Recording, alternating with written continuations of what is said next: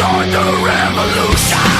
And you the people have the power to create machines, the power to create happiness. You the people have the power to make this life free and beautiful, to make this life a wonderful adventure. Then in the name of democracy, let us use that power. Let us all unite. Let us fight for a new world, a decent world. If you can keep it. The responsibility of a country is not in the hands of a privileged few. We are strong and we are free from tyranny as long as each one of us remembers his or her duty as a citizen.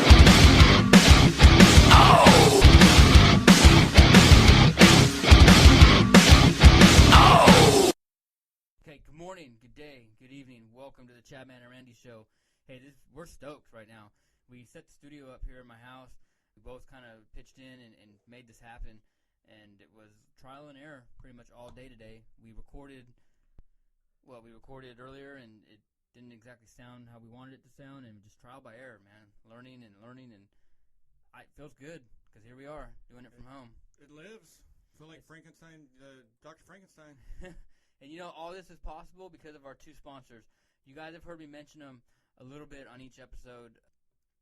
For me, at least, I got really good relationships with these guys, and one of our first sponsors is Wolf Creek Tattoo and Gallery off 19th Street here in Bakersfield, 819 19th Street, 661-474-7630. Hey, go down there, talk to Tony. He's an artist. He helped me out with my work, and he's amazing.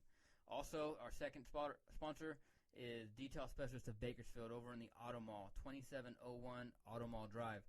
They just detailed my truck. This rainstorm really kind of fucked with it. But my truck looks amazing. You can check on our Facebook page and look at the job they did. It's amazing. It looks beautiful. I'm really excited for the relationship I have with these guys because, they're going to do some good work. Go check out, if anything, go check out their shop and look at the cars. And I think they have a boat in there right now that they're working on. And just look at what they're doing. It's a really cool shop, man. And they've really experienced, too. So, with all the business aside, let's get going, man. Earlier, we were talking about cancer. Really quick, let's do something here, too, before we don't get our asses kicked. We got to thank the wives in on this, too, for all their help, for the room, for your wife, help Patience, my wife, with some of the artwork, and giving me the go-ahead for some of this equipment and shit. So I want to thank both the ladies, Jen, Libby. Thank you both. Yeah, that's actually a big one, and now I feel like an asshole for not even thinking about that. I have told them both thank you in person, but not publicly. So they definitely check this out. These two, my wife's not exactly, how would you put it, man? Well, the soundproofing in the room took a lot of work, and this woman, female, beauty, angel, helped me do this, and made this studio possible over the weekend. And Jen, oh my God, man, all the art that you guys see. So all the love that we've gotten for the Beavis and Butthead, what would you call that? Our Beavis and Butthead knockoff, and the logo and everything we got going on. Jen created those. Dude, I think... It's my brilliance in her hands, basically. I come up with nonsense and she gets it done one way or another. Now, she'll drive me nuts when she's doing it because she's a perfectionist and will never stop. And it takes hours because there's one line that she doesn't like, and she'll drive me nuts about it. But thank you, and I love you. Yeah, thank you guys both. You ladies have definitely stepped up. Put up with a bunch of our shit. I know, man. Because we get excited about this. Main reason is because I've wanted to do this for, my whole life, I think. I think I've always known that I wanted to get into radio, using my voice in other means in trouble. Because my mouth has gotten me in trouble more times than I can count. So I might as well put it to good work, you know what I mean? So I love being here, and the wives definitely made it possible. So thanks to our sponsors, thanks to our wives. And we're sitting here, and it's awesome, man. We put this together. It's a mess right now in here, and we wanted to kind of get an episode pushed out, but I'm looking forward to getting some other people in here, man, and one or two people at a time or whatever, and you and I just having some great conversation. That's what it's about, man. So, dude, the cancer topic. Holy shit. Okay, real quick, everyone listening right now, I guarantee you 100% of you guys have lost somebody close to you from cancer. We all have. My grandpa just passed away recently from brain cancer. He had a tumor, went cancerous, and he left us pretty quick. My dad's mom, my grandmother passed away from breast cancer. Randy, you were saying you've lost family My members. dad, when I was 4.5, 5. You know, cancer fucking sucks, man. It's that word, cancer. I mean, I like to say that ISIS is the cancer of the human race and of this planet. So Well, I mean, it's kind of got that fucking Hitler thing where you can say so-and-so is Hitler and we all get what you mean. This person's an asshole or is a problem. yeah. And when you say something's a cancer, we get it. It universally sucks. Yeah, and you know, I know AIDS is a big deal, and there's a lot of other illnesses and ailments and autism, you know, cystic fibrosis, but I don't think anything takes cancer, dude. Because there's so many different types. There's heart cancer, you know, throat cancer, stomach cancer, colon cancer, you know, brain cancer. And a lot of these other things, too, it's shit that you've done to yourself generally. You know, like AIDS, yeah, I mean, AIDS, it's cirrhosis of the liver, any of that stuff. Some of these cancers are coming from, you know, I mean, my dad died, which I don't know how this happened, but he was never a drinker. Died of pancreatic cancer. really? Which was basically, like they had said, one of the main causes from that is drinking. Which, see, luckily he passed that. That skipped me because I've never had a sip either. But I mean, so it's coming around. But it came down to, it was a combination of me watching TV with my wife the other night. This little story we got into, and an old George Carlin bit that had got into my mind about people that should be killed. There's this doctor. His name's Dr. Fada. And yes, if you're thinking in your head, hello, mother, hello, Fada, trust me, I did it all night. My wife was going to kill me while we were watching this shit because I sang it every time his name was mentioned. She's surprised I even heard one bit of the show.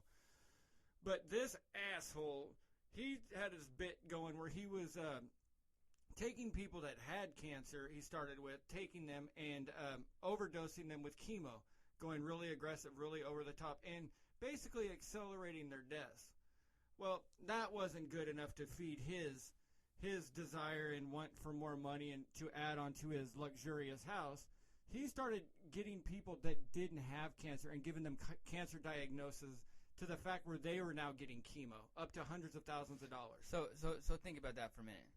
You go into the doctor because your stomach hurts or your throat hurts when you swallow, and You got a fucking cold, and this asshole tells you got brain cancer. and next thing you know, 2 months later, you're getting chemotherapy, and you do not have cancer. But this guy, this fucking doctor, who earned a title through medical school, that's the only thing that separates him from you is his education, and you trust in him. He just tells you you have cancer and you don't. This fucking guy did it how many times? I think there was about 560 victims, either that they said like fraudulent, diagnoses, either whether he was giving them too much or they had it or he didn't have it. I mean, he accelerated people's dying. Like they said, like there was some of these ladies that said, yeah, they had it and they were going to die, but they had a couple years left in them possibly. But then he went and basically overdosed them and cranked them out really quick. There was guys who had nothing wrong with them, and they went in there and got the treatments, ended up losing limbs, had liver failure, all kinds of failures. Pretty much the most evil person alive right now, and was convicted, right? Convicted. He got like 45 years, I think. This fucker, his big thing too was where he would just take these treatments and then bill these insurance because he was looking for a specific client. He generally wanted to find a white woman because they have, like, the insurance, I guess, would pay more because they have, the life expectancy to live longer. A white middle-aged woman, not too old, not too young, right in a perfect demographic where the insurance would be willing to even pay more to save her. But he also wanted these white women who were possibly widowed, whatever, that had money, that were liquid, so that he could get whatever money that their insurance wouldn't cover, that they would come out of pocket themselves and pay for. So he cost people their jobs, he cost people bankruptcy, he cost people their homes. And lives. People died. I mean, Yeah. People died, and for some reason he didn't get. I can't. It boggles my mind why this fucking cockroach didn't get convicted of some This form is where of murder. mob I mean, justice needs it. This is not only mob justice. I'm sitting here thinking of all the different ways that we can end this guy. Because you don't want to give him a death that's too slow. You want to do something like cut him like 20 times all over his body with razor blades so he's bleeding out just enough, and then Spartan kick him into a fucking shark tank. That, to me, that's like justice. I wash my hands of it, walk away, be like, it's done. that's an evil person who obviously, when he saw an old lady walking in or anybody walking in with a pain or an ailment or a limp. Can you imagine seeing a cancer patient and just hearing a cash register in your head? Yeah, that's what he does. Cha-ching. And he walks in and sees this granny walk in, and it's like, oh, she's paying for my fucking vacation to Bermuda, or this person's paying for my new Benz. That's what this guy did. He abused his position. And I think in a day and age where we talk so much about healthcare and all this other, healthcare is obviously, who's filing taxes right now? Everybody, right? I think we all, one way or the other, have to file that new form. It's saying if we have, we all got to file that new form. It's saying if we have healthcare or whatever. I think we get it from our employer if we have it. Healthcare is no joke, and we go to these doctors because none of us are doctors. Maybe a few of you guys listening that I know are going through nursing school, and that's in the health department. Actually, some of you guys are medics and whatnot. I know some of my buddies in the Army, but I'm telling you, man, this is an abuse of position and an abuse of power, and that's fucking disgusting. The real kicker into it too, if you look at it, is what he got convicted of. It's money laundering. There's no account for the loss of life and the effect of life in there. It's the fact that insurance companies lost money, that the money was taken over. There's nothing that should be more important than life. Like we've said in the gun laws, if you're willing to commit murder, taking a gun over state lines or whatever bullshit, the speeding ticket you got on the way to commit a murder is not more important than murder. That should be number one above anything else. I know. And so in regards to cancer, I mean, how many of us, you have to start asking yourself, because I was talking to somebody at Facebook, we were on this big long thread about they recently lost somebody to cancer, and the conversation just led into pharmaceutical companies being evil, man, because it's not just the doctors that are doing this, it's also the pharmaceutical companies. Their interests, they don't have, these pharmaceutical companies, and you're talking billion-dollar companies, huge companies. The biggest one, of course, is Pfizer, right? That's like the largest one out there. I don't really know exactly what medications I could probably Google it right now. It doesn't matter. I mean, doesn't matter. But the whole point is that they have no interest. I think they got the boner pills. The Viagra, I think that's what they do.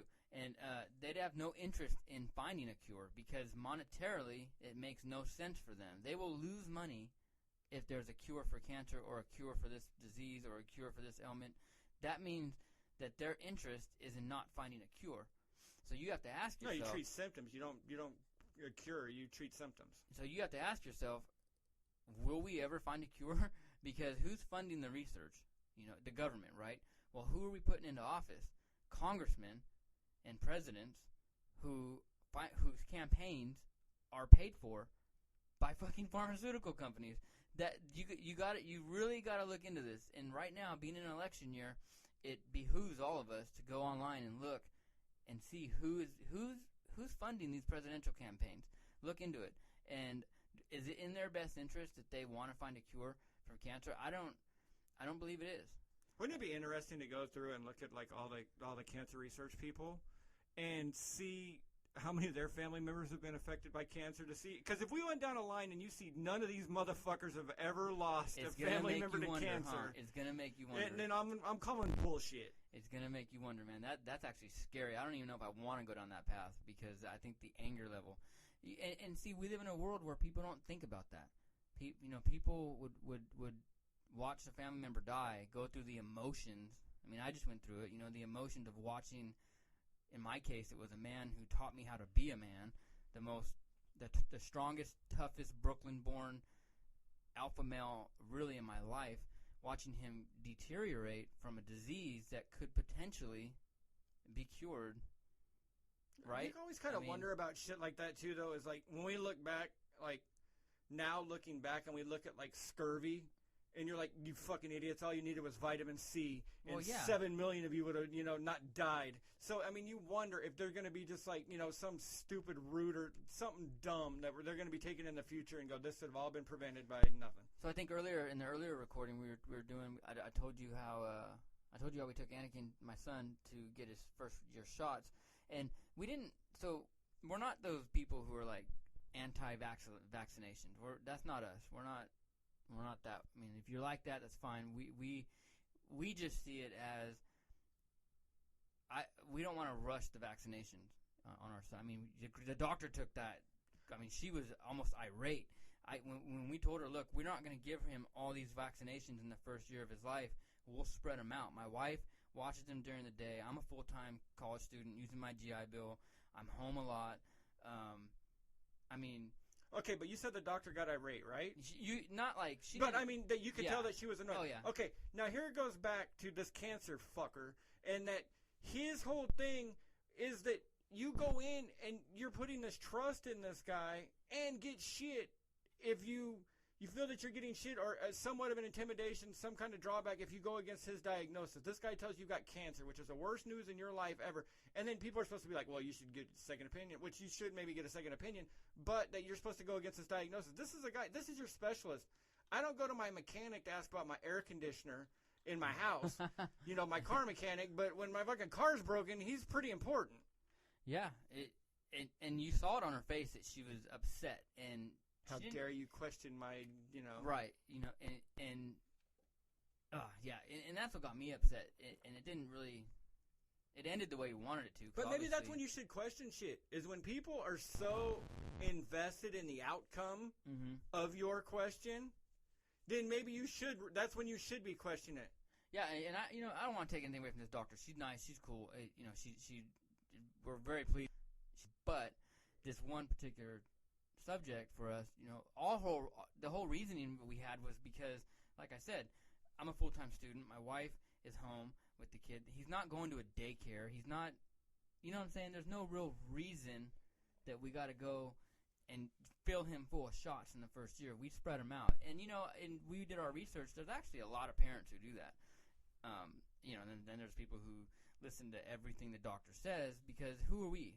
I don't go to medical school. I know like some simple first aid and, I could stop bleeding and treat for shock. You know what I mean? I learned that in the Army, but aside from that, that's really all I know. You know what I'm saying? Well, and I wonder with some of these immunizations, because I believe there's a lot more than like we had. And that also makes me wonder too, like these diseases that we're getting coming back that people haven't had in years, is it because of not being exposed to the environment, not letting your kids get dirty, I mean, who knows what kid picked up a pile of crap and put it in their mouth, threw dirt in their face, whatever. And now it's like you can't touch anything. Little Johnny's going to get sick. Little Johnny's going to die if they touch anything. Put hand sanitizer on his hands. I mean, do you ever remember, and I know I don't, I'm a little older than you are, but I don't ever remember anybody in school having peanut allergies. And the way our cafeteria lunches were, if somebody would have, they would have fucking died because it was, here's a cup of nuts, here's a peanut butter sandwich, here's, celery with peanut butter. It wasn't if one little sprinkle of peanut dust hits something that somebody's going to drop dead and we're going to have to give them an epinephrine shot. Yeah. My kid, it's funny, my kid, man, I caught him eating dog food the other day. And he just looked so happy. I went over there and it got quiet. He's 1 year old, so it got quiet. And I'm like, shit, what's this little creature doing, man? And I popped my head over this little hole, like not hole, but cut out in between our rooms. And I look through, and he's just going to town. And I'm like, damn it. So I go over there, I take it away from him, and he's just happy. I had to put my finger in, but he had already swallowed probably a good, and this is my Doberman's food, man, so he probably had like a good 2 or 3 solid pieces already in him. But it got me thinking. Notice him sniffing his ass, trying to around? No, he barks at him, though, which is funny. Cool. The kid doesn't even talk yet, but he barks at the dogs. But it got me thinking, what has... I started thinking, I asked my wife that later on that night, I said, what do you think he's eaten that we haven't caught? Well, wouldn't you imagine it's kind of like your vacuum cleaner? Like, your bagless vacuum cleaner, you go and dump it out and you find quarters and a paper clip in there. And yeah, exactly. So I understand the purpose of vaccination. I guess we went off track, but the whole point is that we trust in these doctors, man. We trust in what these people in the white coats are telling us. And when you hear about a doctor completely abusing his power, I literally want to swing a dull axe at his head. I mean, you could think that the lives that he destroyed. Well, I have the same, like, to me, that is the same misuse of power and trust given to somebody is in somebody who, a teacher who has sex with a student, or like the priest raping the boys in school. Like, this is a power that cannot be abused because we're giving them too much. Yeah, and here's the thing is that I'm not saying all doctors are like this, but, just like, right, you see it with cops right now. You know, cops are getting a bad rap because there's a few bad cops out there, maybe more than a few, shooting people and abusing their power. Look, right, you remember that video of that CHP officer slamming that lady on the side of the road? That was a pretty brutal video. We weren't there to know it started, but bottom line. Yeah, I'm always curious though I'm always curious about when the tape started, because you notice they never the recording never starts when the cop first pulls up. Like when if somebody's out there throwing shit at the cop, yelling "fuck you" and pointing a gun, it always happens to just happen to start right when the cop just happens to get out and subdue this person. Oh, exactly. And I keep saying that word, man. I got to get that out of my head. Exactly. I don't even know where that came from. But no, you're right though. So it's discouraging to hear that, and it feels bad. And cancer is one of those things that we need to find a cure, or at least work towards something to prevent it. Something. It just seems like we're in this plateau where we've thrown our hands in the air and said, "Oh, well, you know, there's nothing we're going to do about it. We can't, you know, can't. It's a done deal." You know, but I mean, isn't that what we do with any problem now? Is throw cash at it? Yeah, but I mean, we've never done that in the past. I mean, we've always. It seems like recently we haven't had any huge medical breakthroughs, have we? I mean, you know, we see autism, cancer, AIDS. You know, all these. I don't know. There's some of that little microsurgery stuff that's pretty damn cool. I mean, I had my shoulder done, and there's one cutting me about not even 3 inches that wide. Like orthopedic type. Yeah, I mean, they're using cameras and computers. Shit's getting pretty cool. Yeah. I think stuff like that. Yeah, I've seen some pretty cool stuff with some of my fellow veterans, man. Some amazing stuff. You know, I got a couple brothers of mine who have prosthetics and whatnot. You know, but has anything been cured since polio? Yeah, that's what I'm thinking, man. And we're probably drawing a blank right now. Someone's probably listening and saying, "Look, dumbasses, come on, they just did this." But I can't think off the top of my head any major. Well, Magic Johnson's still around and gained 60 pounds. Have you ever seen the South Park episode of they said why he survives, and he has like this. He's got this like he sleeps in money, and it's the money that makes him live, and so they I don't know, it's funny. If you're a South Park fan, you know what I'm talking about. But I mean, yeah, you know. No, I don't think so, man. And that's what sucks is because that's what sucks, man. Is that there's no cure, and I don't think these big companies. I think they want to just keep paying, like you said, paying for the symptoms, and that's sad. I mean, especially when and it's not just cancer. I mean, my mom has epilepsy. You know, I've had to watch my mom go through seizures and everything my whole life, and that sucks. And we've all lost somebody to cancer, and it's just we have to start really asking ourselves if the whole country can come together in different ways, like, you know, everyone pitching in money to buy a Powerball ticket. Why can't we just throw $2 like that a week and throw it towards like a cancer fund? You know, cancer. If half of that would have went, you know, to fund something. You're talking, what was it, 1.5 billion almost?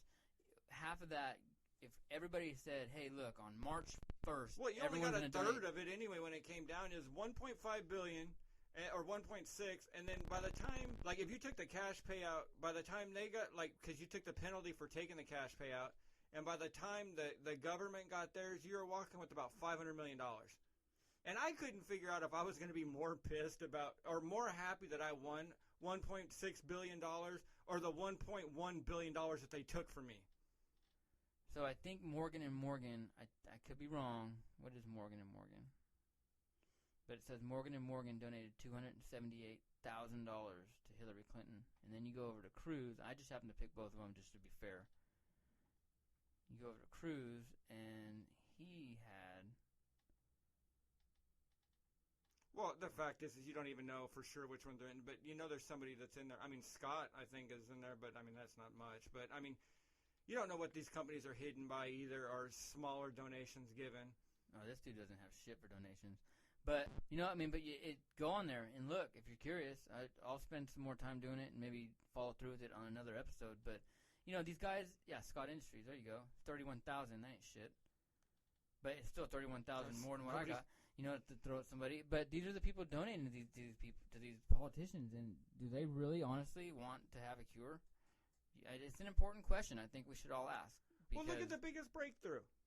When Viagra was created, what was Viagra for? It was for like heart, to stop for blood clotting, to break up all that stuff. And they found out that it made your dick work. Now they were intending to save your life, but then they realized, hey, holy shit, we made a boner pill, and this is way more worth than saving your life.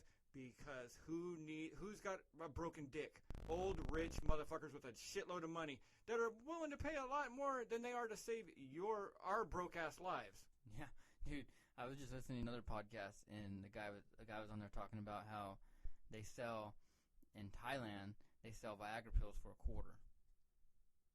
Like $0.25, and, Yeah. and like little kids will walk up to you and just hand them to you. Well, don't they use them like in like Afghanistan and stuff like Viagra? Yeah, as I heard that they give them to the what are the to the village leaders and Yeah. No, I've never heard. I don't know that. I have heard that. None of the units I was in, we didn't hand out fucking Viagra. walking around with bags full of cash and we dick didn't hand out. pills. We didn't hand out Viagra, but It's either you're either in Afghanistan or Vegas, one way or the other. Somebody's dick's getting hard. You're gonna lose a lot of Afghans money. are like the average Afghan is like 90 pounds, dude. That would be fucking insane. I don't know, man. That You know, as soon as that dude went around with a bag full of pills, all the goats fucking ran. I mean, I've heard those rumors. I mean, we might maybe to make them feel like men, but you know what they did is they just fucking got their dicks hard and went and raped little boys with it. Those little cheskas. That's what they call it. They call them cheskas. Well, I heard today that they passed well, they didn't pass. In Pakistan, they tried to pass an anti-pedophile law. Because anybody of the age of It's puberty. I think it's like they said 13 or so, but I think once they I've hit seen them lower puberty. than that, dude. I mean, they dress these little 9-year-old boys up, man. Well, they were saying with the girls, it was like about a marriage thing too. That they shot down this law because it was anti-Islamic, because it's it's against Islam not to be able to marry somebody under that age. Yeah, because they marry them, and you know what's fucking disgusting, dude, is that you see these guys and they're like, old ass Afghans, and they look like they're just covered in rags, and they're just these shitty fucking mud hut dwelling dudes. 7-year-old little girl. And just think, that poor little And girl, it's like, this asshole's got a trunk full of Viagra. I mean, just think about that for a minute. I'm extremely biased towards Muslims and towards Afghans in particular. And it's because of my life experiences. So anyone out there saying that I'm being ignorant or I'm narrow-minded, walk in my shoes, the shoes I've walked in, and then come talk to me. But very biased towards them. And one thing I used to think about all the time is how many of us have nieces or daughters that same age? Well, I mean, and just imagine her walking off with that fucking pathetic sound of that nasty, dirty. The day after smelly, she lost BO interest reeking. in Dora the Explorer, It's like, here you're you go, gone. you're married. Fine. You don't want to go on a treasure hunt? Fucking gone. Like that's horrible, dude. And that's not even showing a bias like against like say Islam, like you were saying, showing your bias against Islam, whatever. No, it's not. That's a way of life thing. That's a life experience thing. That's not even like a prejudice thing or nothing. That's being around a 9-year-old. You aren't ready to do shit at 9 years old, much less be some jackass's I wife. could already hear people though. It's funny because I got buddies of mine, close buddies of mine, who pretty smart guys, pretty intelligent. I wouldn't label myself I just think and then speak, but I got one of my close buddies of mine, pretty intelligent guy, and he called me up one day and he's like, "Hey man, like, do you really feel that way?" And I said, "Well, yeah, I mean, I do." You know what I mean? Like, I honestly, and I think I said on the first episode, I don't want to feel animosity towards anybody. I don't want to have hatred towards anybody. But when you look at some of the things I've seen, and it's been committed by the same group of people, it's kind of hard for me to think otherwise. Really hard for me to think otherwise. But we're in America, and we're dealing with real problems, and not whose goat is producing the most milk. And when it comes to cancer research, I think that medically, see, this is the question I think I'd ask. Well, one of the questions I think I'd ask one of these knuckleheads running for president is, what are you going to do during your term of office or your term as president? What are you going to do for cancer research? Because this is something I think, just like John F. Kennedy said, hey, we're going to send people to the moon. We're going to get it done. I don't care. We're going to do it. At that time, everybody was shocked. Like, we're going to do what? And we did it, man. America came together, and we did it from all walks of life. It started at the very bottom all the way to the very top, and men walked on the moon. I think if we had that same drive as a people, instead of arguing and fucking labeling people to cure cancer, holy shit, dude, that would be the greatest breakthrough of modern time. Dude, but this comes back to, they're not going to set a goal. Like, this is, I think, one of the reasons that people are freaking out over Trump and him building his wall thing is they're not going to set a goal that can actually be seen. Like saying that we're going to build a building and it's going to be done. Like, because then they're actually going to have to produce results. All they've been selling us is ideas. Look at what was Obama's campaign? Change. What was making America better? Like, they're not saying we're going to dig a hole. Nothing. They're not. Kennedy actually sold, we're going to the moon. We're going to put a man on the moon. That is something tangible. It's almost back to the idea of faith, where you're selling us an idea instead of an actual product. Well, yeah, that's true. But then again, that's what America's been the problem with America. Are we manufacturing anything anymore? No. We're selling ideas and thoughts and bullshit. Yeah, I mean, Apple computers. I just that's something you can touch. No, I know, and I think that's probably the argument is that that's easier said than done. But at least if we can, instead of point fingers at one another and label each other and be divided, I think if we were to come together, that whether you're a Republican or you're Democrat, race, or you're white, black, gay, straight, it doesn't matter who you are or what church you go to or who you listen to on the radio or whatever. We've all lost somebody from cancer, and I think, I fucking know that if there's one thing that can pull this country together, it's cancer research. And I know that doesn't sound very tough, and I know that doesn't sound like American, but you know what? That's the one thing killing us all right now.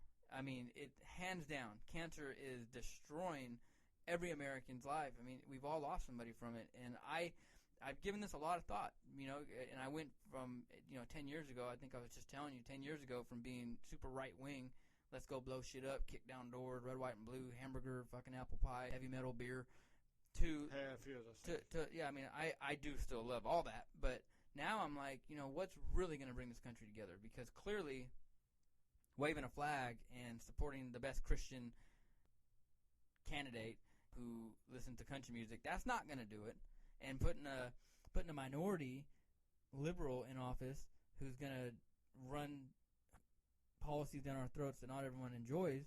So if neither sides are going to do it, what's the one thing affecting everyone? And it's cancer, right? I mean, other than saying that the last bit of oxygen is escaping the planet, or the asteroid, we'll go with the or fucking alien. That's got to be up there, really high. Because there's nobody that's not affected, but we just keep getting sold this nonsense. Let's go off the charts, because if put it this way, say they were killed by a terrorist attack.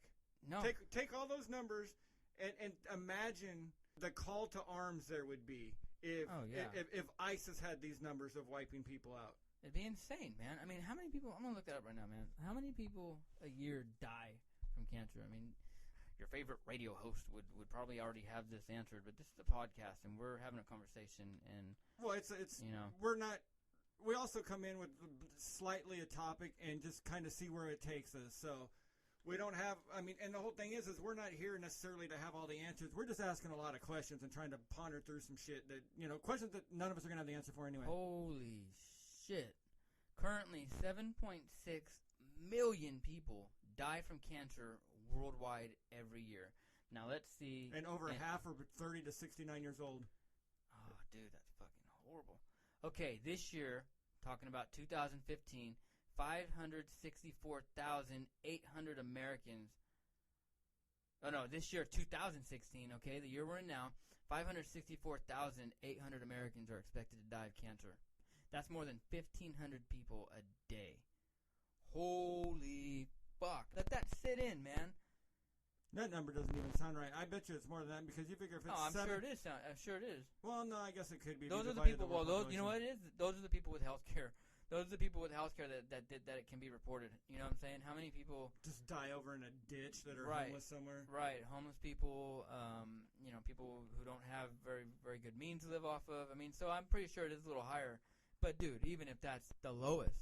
Well, and then just imagine all these people, imagine in other countries that are you don't tell me that there's some, say from Chernobyl, the runoff from that water, and that there may be, or even Fukushima in Japan. You don't tell me that they're probably not hiding some of those numbers of people who are dying. You know what was fucking real cool about that is that I've always been fascinated with the Japanese people.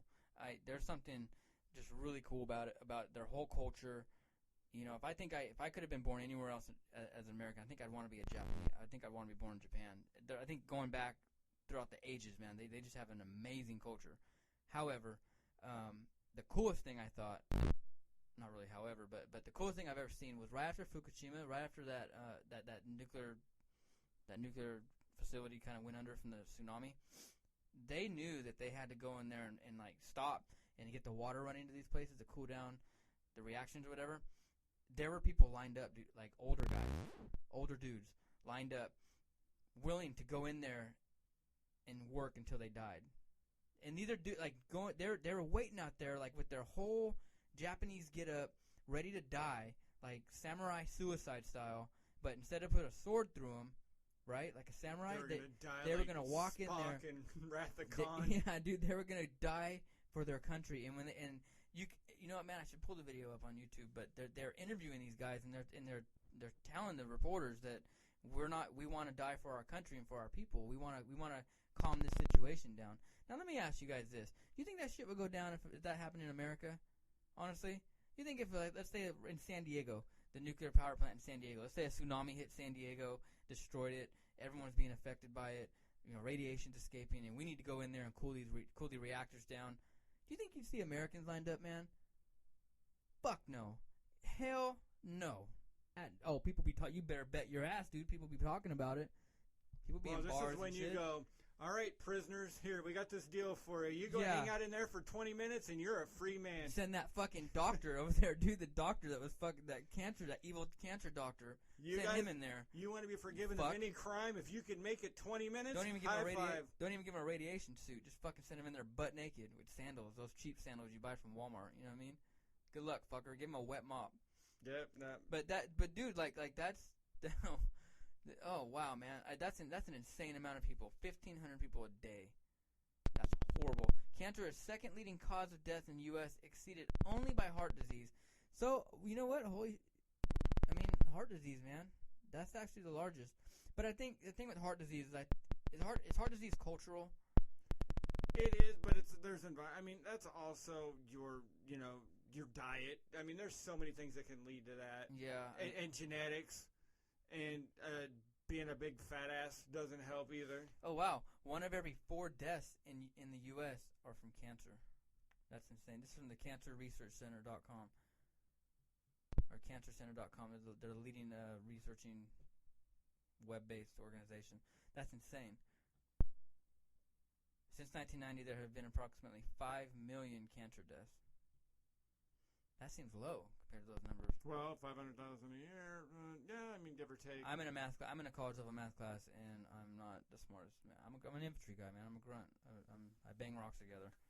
Now I host a podcast, but anyways, dude, 5 million people. That's crazy, bro.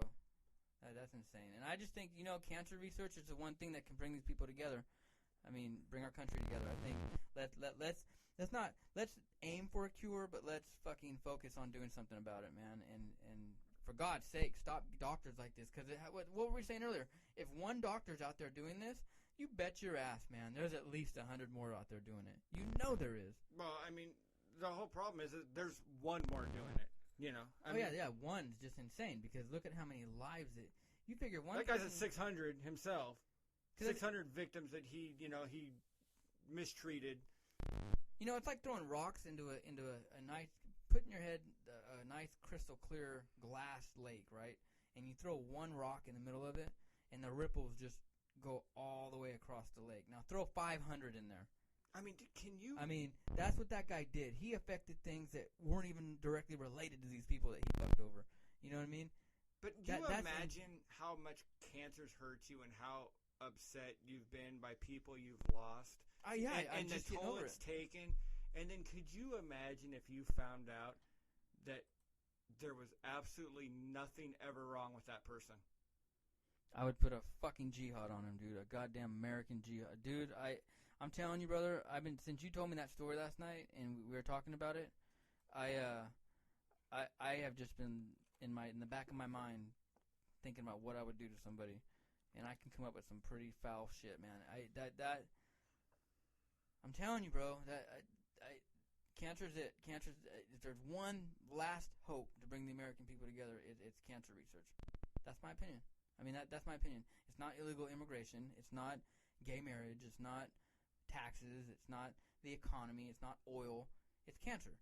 Because whether you're gay, an illegal immigrant, or children of an illegal immigrant, or work in the oil fields, or whatever, you or someone you know will die from cancer. That's scary, dude. That's scary. 1 in 4. 1 in 4. So, yeah. So, between me, you... you, and as I say, and we get the wives in here, and... one of us will die from cancer. Yeah. Holy fuck. Well, and I was freaked out because I was watching a documentary on Everest. And this Everest documentary, they said that 1 in 10 people die. So you and 9 of your asshole friends are going to go climb Everest. 1 of you ain't coming back. Now, can you imagine 1 in 4? Yeah, it's crazy, man. That's just my opinion. And I know, you know what? People hear that, and it's not cool. Because I don't think it's that cool. You know what I mean? Like, I want America to be, you know, where it was after World War II, man. I want to see flags waving. I want to see jets flying through the sky. I want, you know, chicks in bikinis eating fucking cheeseburgers on aircraft carriers, like that Carl's commercial, like that Carl's Jr. commercial, man. That's what I want to see. I want to see that. But unfortunately, that's not. Those times are behind us now. That's not what's going to make this country good again. I think it's going. My strong personal opinion is doing something about this. And that's sad, dude. If you think about it, like that's the last. That's like the last saving grace, I think, for this country. Is, I mean, what greater enemy do we have? No one else is killing Americans more than this fucking thing. Well, I'm sure ISIS would love it. You ready to do a little? Since what's today? Today's Tuesday. Mm-hmm. And I know we're kind of, you listen to us whenever we want, but we are in Bakersfield, California. And have you heard the latest about this nonsense with the schools? Okay, yeah. So this is what I gather before you tell me about it. What I kind of glanced over is that somebody in Bakersfield made some phone calls all across the nation. Well, they're computer calls. Now, yeah, they're saying it's a computer call. So I don't know if I guess it's an automated call. And now we're getting this. Now trust me, you hear this tomorrow, and the whole story could be solved and nothing else. But from what I read, it was computer calls that were being routed through Bakersfield. So it could be where somebody's pinging something, you know, diehard type shit where they pinged off of different phone lines or whatever. But these calls, there was 2 schools here in Bakersfield that were put on lockdown due to calls made. More than 20 schools in New Jersey, Iowa City, New Hampshire, Mesa, Arizona, North Miami, Boston were evacuated and put on lockdown due to these anonymous threats. All these calls, they're saying through the FBI, are being routed through Bakersfield. Oh, and they're closing schools and shit, right? I mean, this is they're locking them down. What are they saying exactly? I heard that like somebody answers the phone, broop broop, hello. I heard that they said that one of the calls basically said that somebody will be coming down there and shooting everyone in the school. Now that right there, dude, is. I tell them, fuck off. There's no way you get us all. You're a liar, and we hang up and go. No, I mean, I wish somebody insane. would call me and say that. Hey, man, someone, because I would. Yeah. But so this is a new thing that's going on now. And that's out of Bakersfield, right? Yeah, they're saying that the calls are routed out of Bakersfield. That's loco. But you know the way this town's been going, and what I've seen since I moved back, this place is deteriorating. It's pretty sad. Well, then we had today, I guess, in Tehachapi, some dude walked into the police department. It says here, a citizen entered the Tehachapi Police Department and informed an officer that he needed to dispose of a large military shell.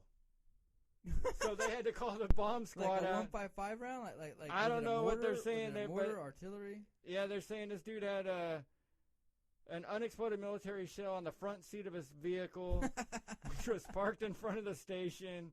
Evacuated the residents around the area and requested. I need to get rid of this here. Yeah, and requested evidence from requested the bomb squad be called in. It didn't say what size it was. They don't know. Probably no. Don't know. That's funny. Explosive ordnance disposal flight from Edwards Air Force Base due to the nature of the item discovered. So they requested bombs from Edwards to come in. Yeah, they probably got an EOD unit there. Yeah, they did. Nick Morrow, if you're listening right now, check this story out. I'll tag you in it. Nick Morrow's one of my good veteran buddies. He was at EOD. They responded to the location, determined it necessary to transport the shell to an isolated location for detonation. That's fucking crazy. Wait. So while I was on active duty, I recall, because I would always follow Bakersfield News. Didn't that happen like 5 years ago? Some kid, somebody have a grenade? No, some grandpa. I think it was some old man. And help me out here, man. Some old man lived in Oildale or someplace in Bakersfield, and he had a 155 round. Which is a large, like, artillery shell, right? And I guess his kids were rolling it around, or some kids at his house was rolling it around, and it fucking blew up and killed someone? I don't remember that. I thought the story was something, or I remember hearing a story about that they had a grenade that they thought was like, one of the old, like where they drill them out or whatever.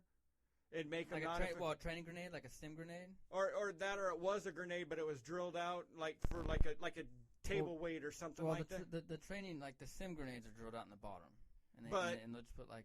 I don't think this one was drilled out actually, and they were out there just the real one. Yeah, they were just out there kind of tossing it around, playing old hot potato with it until somebody went, "Oh shit, this could be a problem here." Yeah, it's crazy, man. Well, I mean, I know like during World War II, Fort Ord's kind of out by the coast, and I know they did like a lot of training out there. I don't know, man. You never know. See, they used to bring cool shit back home. I didn't get to bring any cool shit, man. I did. There's ways around it. There's ways around to bring stuff home, but my nothing uncle like had that. a lot of like nothing like that, like a mortar round. Like you know what I mean? Hey, about a mortar round, about a 120 round from back from Afghanistan, sitting in my corner right here. I know my uncle had from World War II. He had I think a couple of Japanese rifles and a couple of swords. Yeah, dude, they make us go through customs. They won't even let you bring. So check this out: if you have an open, let's say you're working out, you're about to come home, you're on protein and pre-workout, post-workout, and let's say you have an open, like you have it, it's open in the case. Protein powder. Right. They'd make you dump it. It was pretty tough, man, to get stuff home. And wasn't saying it's impossible. I'm not going to say what I brought back, but I mean, there's ways where there's a mean, there's a way. But back in the day, like the coolest thing I seen that an older guy brought back was Nazi dishware. That's fucking awesome, dude. I would like to have a Nazi plate. Not that I'm a Nazi or anything like that, or like I'm white supremacist, but I just think that's pretty cool, man. I almost bought a Soviet hat, which are a dime a dozen. You can find those all over the place. Say they have those at the surplus store. Yeah, but like a legit one. I mean, have you gone to the surplus store here in Bakersfield? Which one? Supply Sergeant? Yeah. If you want to see some buffoons, look at some of the dudes that work there, man. We've gone there to kind of promote some things for the other podcast I was doing. This won't be the Supply Sergeant Studios, I guess. Man, it's all good. Dude, they know. I went there and this dude told me, this guy, it's a little small stolen valor story for you. My brother Julio, we worked together at Wounded Heroes Fund before I left, and he was on Overwatch with me. We were going there to promote some upcoming events we were doing, and I went in there and I told him, I said, man, there's this dude that works there, man, kind of shady. Go see what his story is. And then Julio went in there, and the guy's wearing like a Special Forces belt buckle, but he had a weird like 11th ACR tattoo, which is a unit out in Fort Irwin.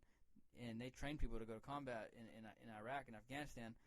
They don't deploy really at all.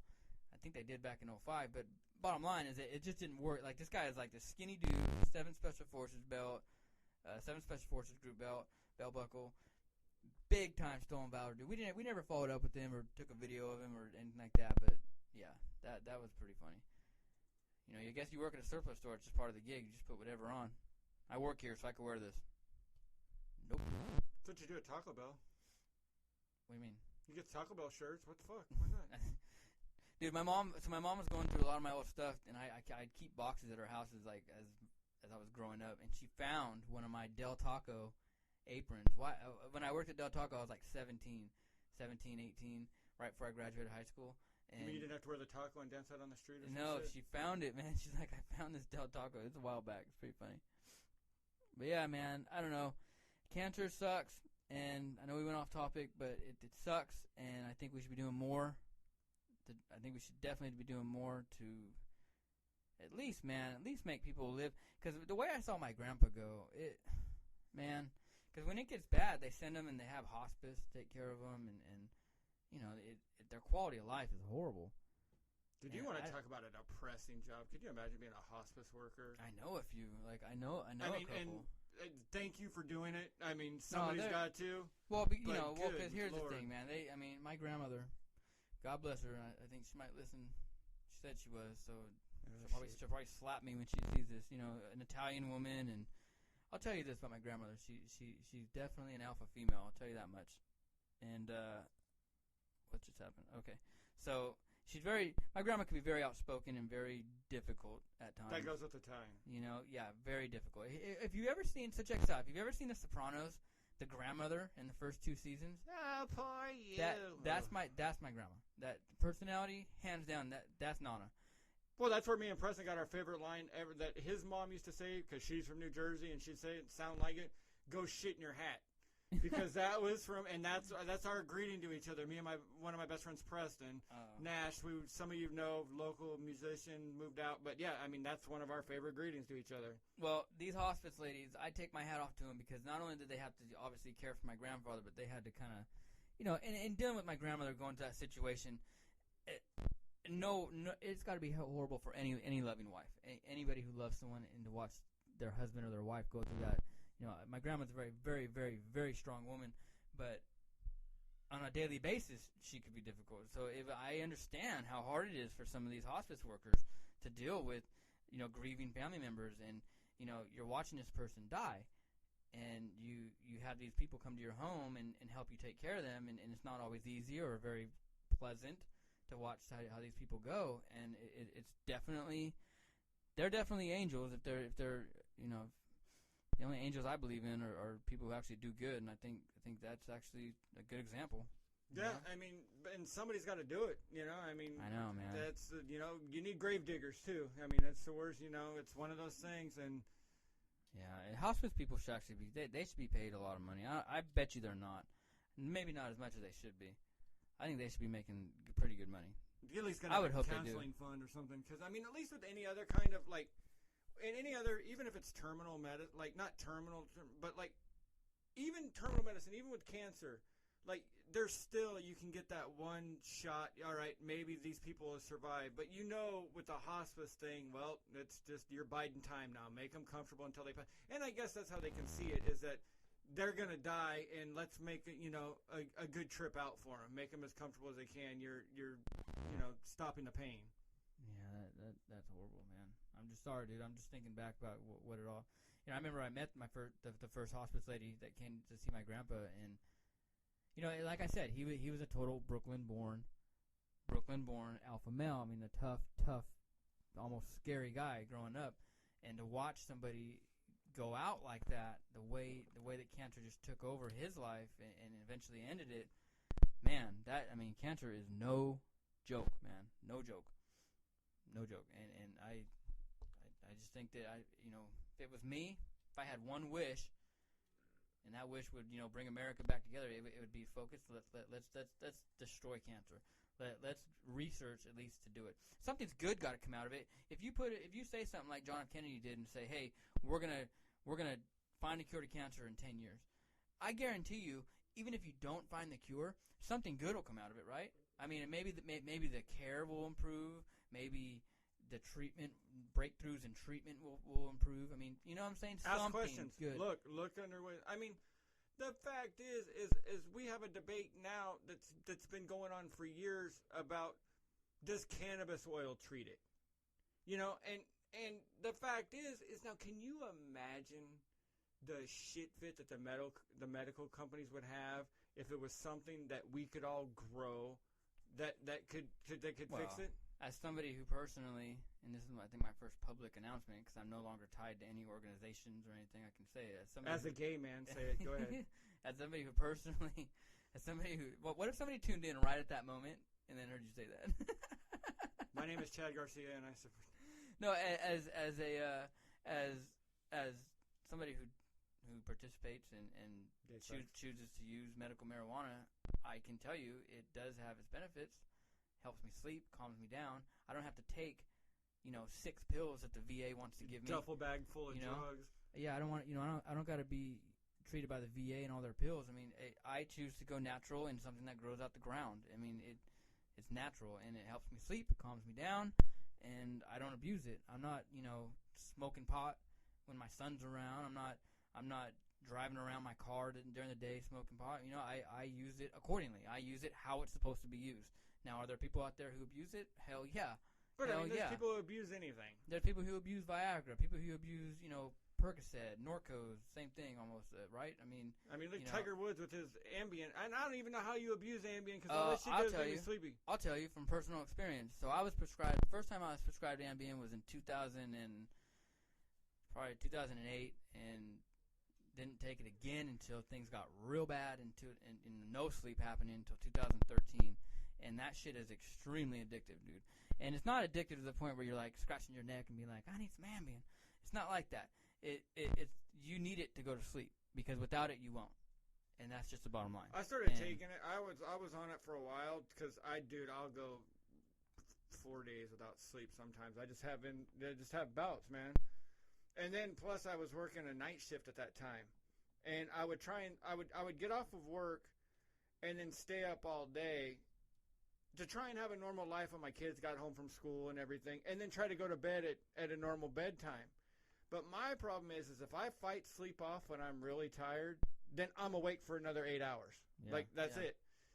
And then it'd be time to go back to work, so then I'd have to fight that off. So we'd go 3 days on end until I couldn't stand hardly anymore. Really? Yeah, and that shit, though, when you fight off, even if you take that, and I stopped taking it because I would wake up groggy still. I mean, I would sleep but I was afraid of burning up and dying in a fire. Like if the house caught on fire and I'm just zoned out. Yeah, that's crazy, man. I'm trying to think. So what milligrams were you on? I don't even remember, dude. They had me, dude. The Army had me, like Army Medcon. I mean, I would take one, and it was like, good night. The thing scary about Ambien is that if you don't watch out, and if you don't have somebody if you're on it regularly, if you don't have somebody watching you, I mean, there were days where like I would get half dressed, and grab my keys and want to go drive around base, and my wife would be like, no, where are you going? And you're coherent, you're somewhat talking, and there's some scary ass stories, dude, about people on Ambien doing some wacky shit. It's not a joke, that's another thing that's not a joke.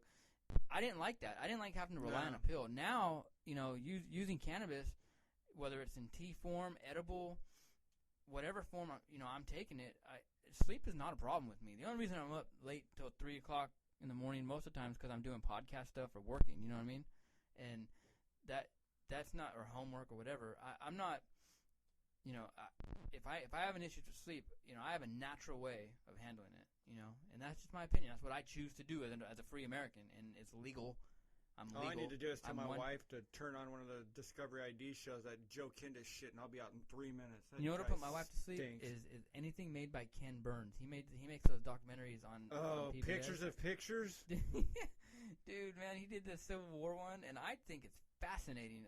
I would watch that shit in Afghanistan on my laptop. I would watch one episode a night, and dude, that would knock me the fuck out. Still does, but I don't know. This is a good conversation, though, man. I think we kind of hit the nail on the head. I hope that doctor, wherever he is, I hope, and wherever he's in a federal prison, right? Yeah. I hope he is raped in a hallway like Jeffrey. Go out like Jeffrey Dahmer, man. Have a broomstick shoved up your ass and just get brutally beaten, because someone like that is evil incarnate. That's horrible, absolutely horrible.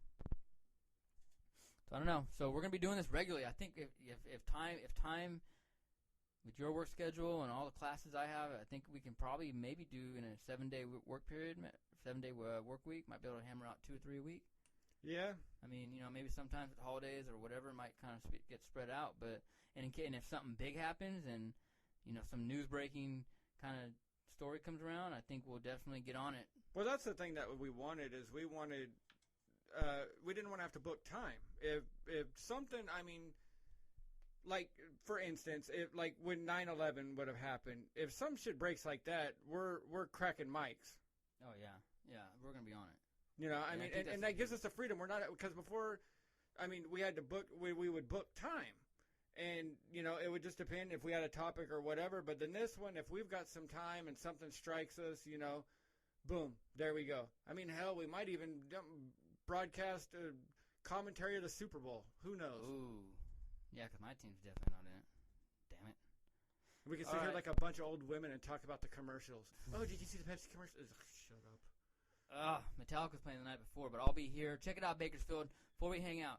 So one thing I do on the side, too, aside from all podcast stuff and going to school and everything, is I'm helping promote shows for an all-military metal band called Kings of Carnage. If you haven't heard them already, I highly suggest you go check them out. If you're not into metal, I understand. If you are into metal and hard rock and heavy music, check these guys out. Here's the thing. They're all combat vets like myself. I really happened to meet them through another combat vet buddy of mine, and I went and I've seen them now 3 times. They played Knotfest. They in the same venue as Korn, Slipknot, Judas Priest, Suicidal Tendencies. These guys were called on stage before Slipknot played, and in front of like thousands of people were introduced, man. They're an awesome, awesome band.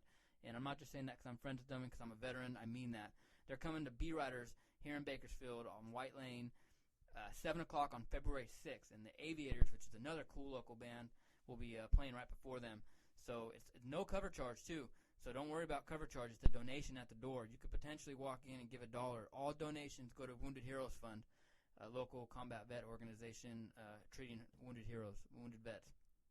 Probably a drink or two. Tell them we sent you. So I'm telling you, man, I'm going to be there. I think Randy's going to try and make it. Randy's going to be there. There's going to be a lot of good people. Try and make it, everybody. Bakersfield, if you're listening to this right now, make this show. You're going to want to watch these guys because they're coming back April 2nd and playing Bakersfield Rocks the Fox at the Fox Theater with Edema. And I'm just stoked to know these guys and to be good friends with them. And I guarantee you, if you come, you're going to catch a good show.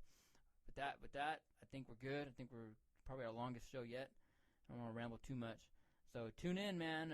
Download us. Not really tune in, but download us. Check us out. We're making moves. We're coming at you, Bakersfield.